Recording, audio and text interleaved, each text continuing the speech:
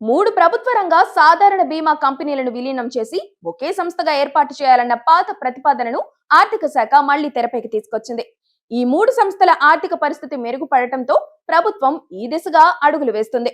తద్వారా వాటి సామర్థ్యాలను పెంచడంతో పాటు స్థాయిని పెంచాలని కూడా చూస్తుంది.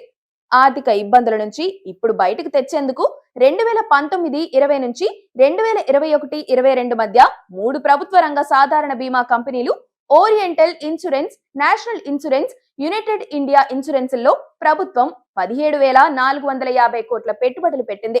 2018-19 బడ్జెట్ లో అప్పటి ఆర్థిక శాఖ మంత్రి అరుణ్ జైట్లీ ఈ మూడు కంపెనీలను విలీనం చేసి ఒకే బీమా సంస్థను ఏర్పాటు చేయనున్నట్లు ప్రకటించారు.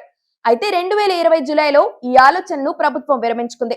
అదే సమయంలో మూడు కంపెనీలకు 12,450 కోట్ల మూలధనాన్ని అందించేందుకు కేంద్ర కేబినెట్ ఆమోదం తెలిపింది.